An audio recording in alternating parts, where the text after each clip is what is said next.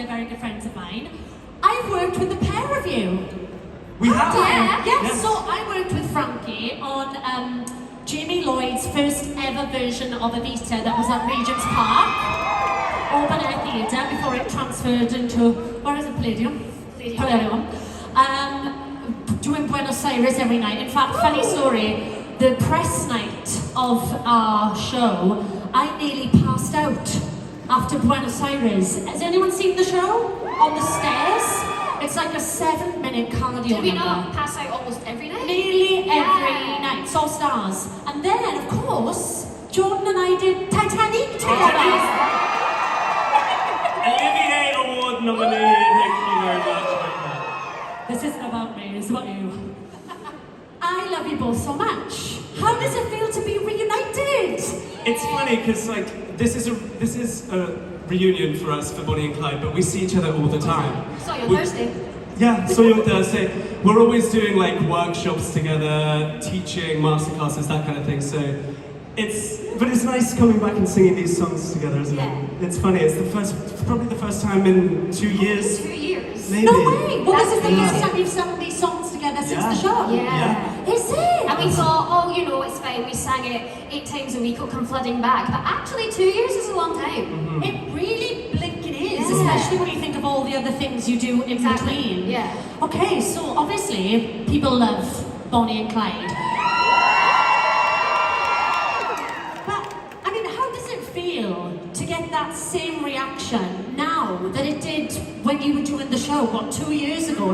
You're still getting that response from the audience. How does that feel? It's amazing. I think the thing that's so special about the show is it just grew such a massive cult following over the years, and I think when we first came in 2022 to the arts, people were already dying to see this show just from listening I was desperate. Yeah, just from listening to the Broadway cast album, and I mean, famously, it didn't do very well on Broadway. I think it lasted for 30 shows. Because it kind of opened at the wrong time. It was 15 years ago now or something. So people were literally gagging for this show. And so we felt that energy from the beginning, didn't we? It was just every night was crazy.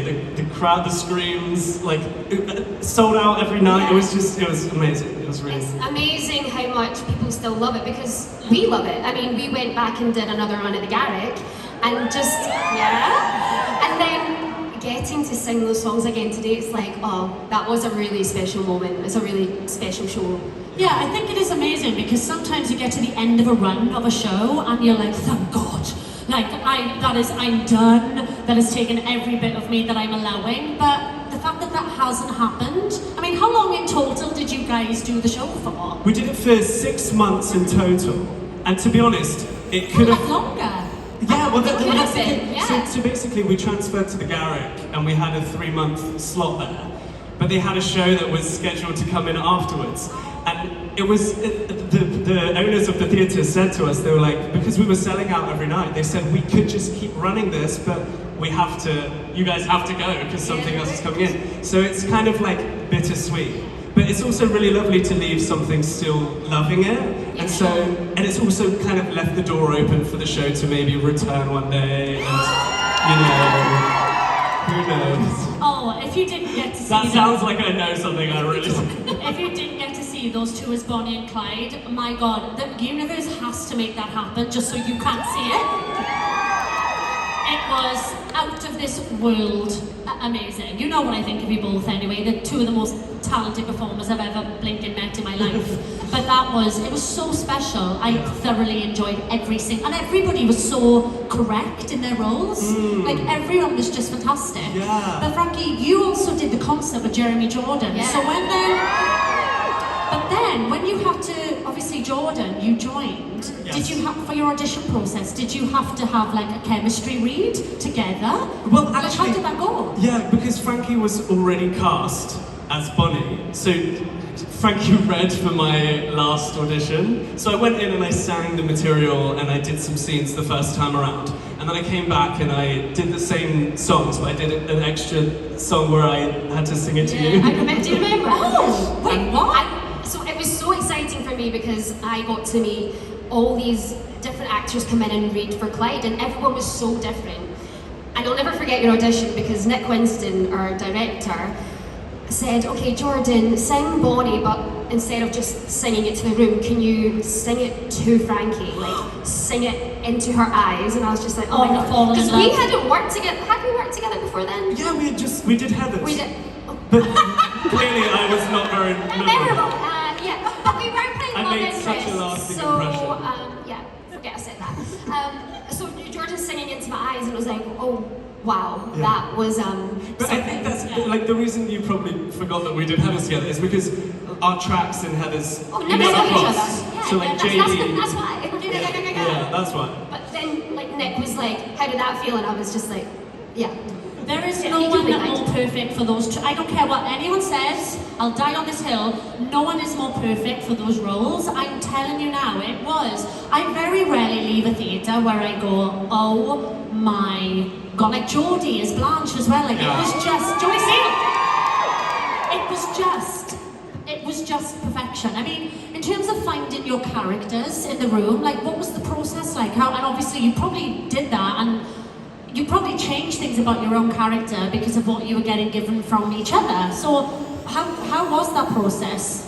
Well, yours was probably quite different because you did the concert first, right? Yeah, but the concert, we had 5 days to put that together. So Oh that my was God. literally a case of like, learn it, go with your instincts and hope for the best. And then coming back and having a full rehearsal process was like really amazing because I had time. And then when we had a second rehearsal process, that again was amazing because we got to try things that we thought of during the first run and like experiment a little bit. And you're lucky because you're both very generous, and I mean, it looks like I'm just going, I love you, but it's true. Very generous and talented, as well, obviously vocally, another level, but actors. So that means for the other person receiving it, it makes their job so much easier when someone is as talented as you both are. You know, it's true. No, but it's like, thank you. But working with Frankie, like it was just so easy. It was just such a joy because like we could just discover and play in the room, and there was never any kind of wrong way of doing things. It was just like exploring, and I felt like we really found like a language with each other, which is sometimes can take a while to find with somebody that you were playing opposite. But I felt like with us, it was just like this instant chemistry that we had when we were together. Probably because we're just in love with each other. So in love. So in love. Now, chaos. It's getting to Not that point actually of the a day. couple. I've been awake since 5:30. I'm surprised I'm still bloody walking. Blinking walking. Damn it.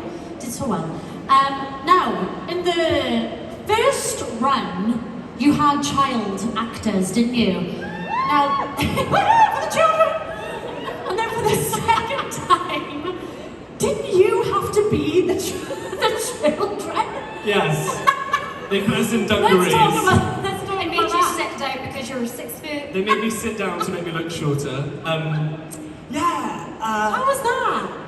I liked it when we had actual kids. it was a different kind of challenge to try and play someone who was like 11. Yeah. But also it was such a brief moment, like it was literally like the first 30 seconds, so it didn't really, it didn't matter in the grand scheme of things that we had to do that. But I mean, from a character point of view, it was nice to like do the full, like literally true. the full journey. But then it meant we had to do, well, I don't know about you, a really quick change oh yeah. into the older character. And honestly, every night. So out of the children, just you had to made do it. a quick change? Yeah. Oh. Because in the You had first to one, it was change a wig review. and- Yeah, Wigs full and change. all. I'd come on like half dressed, like pretend nothing's wrong, but really. And those moments are really stressful, aren't they? It's why it gets obviously gets easier, but I'd say in previews you're kind of like, why did I agree Yes. to do this? Yeah.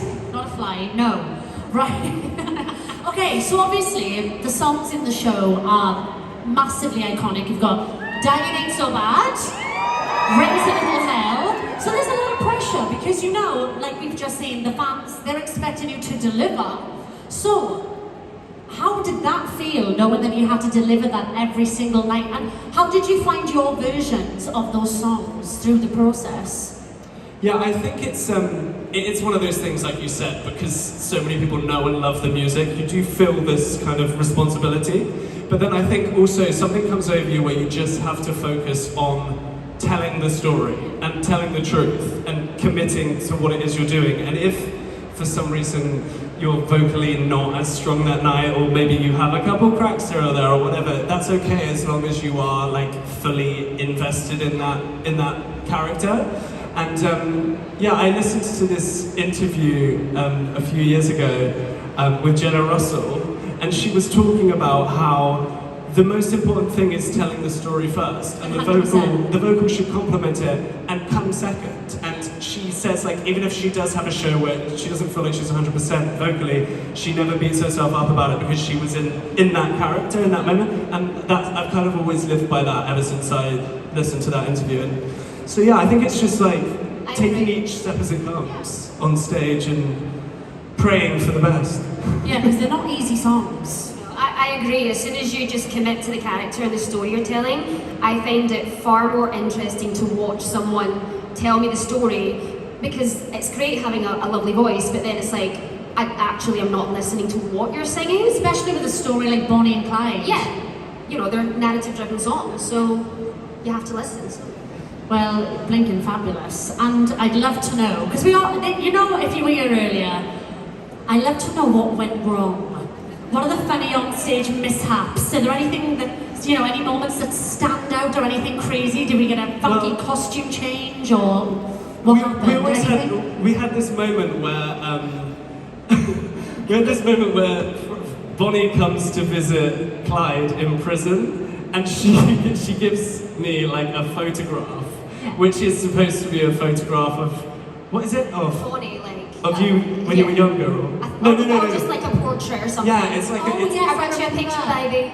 Yes. And then we were like upstage through the bars, and then I think Ted's singing. So you're not paying attention to us, thankfully. She would give me a picture, but each night it would be a different picture that like somebody in the ensemble had picked, and it would be like a picture of them like on a night out, or like, you know, whether it's completely random. You never know what you're gonna get, and we've just got to stay in character and be like, that's beautiful. Yeah. Beautiful. It is important to have those moments though, especially if you're doing something long-running. You've got to keep it fresh. You see all these like videos now on TikTok and Instagram with people in the wings and they're doing crazy stuff. Have you seen all those? Do you know the ones I'm talking about? What you're talking about?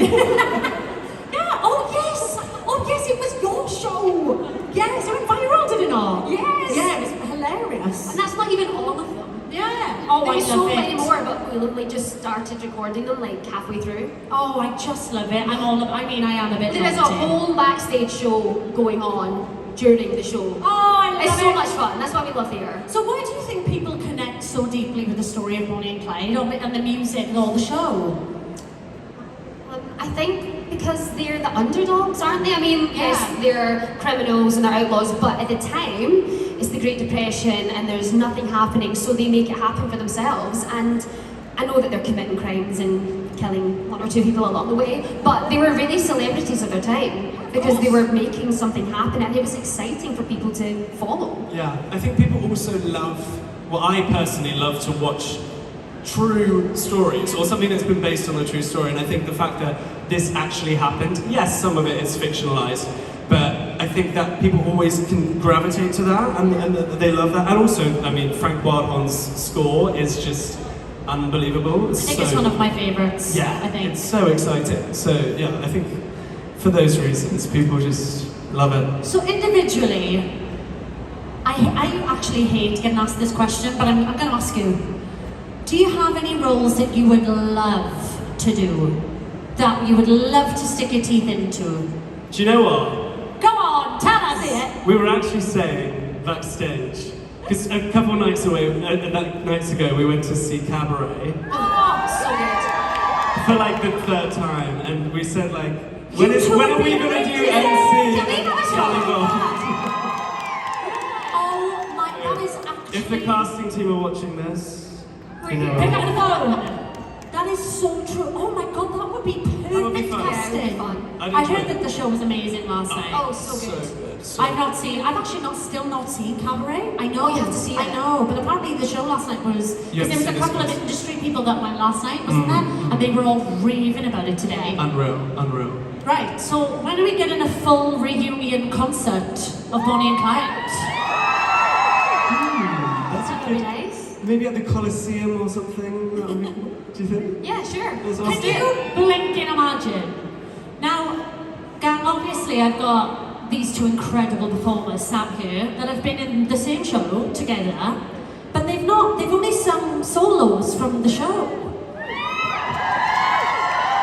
Just doesn't feel right, you know what I mean?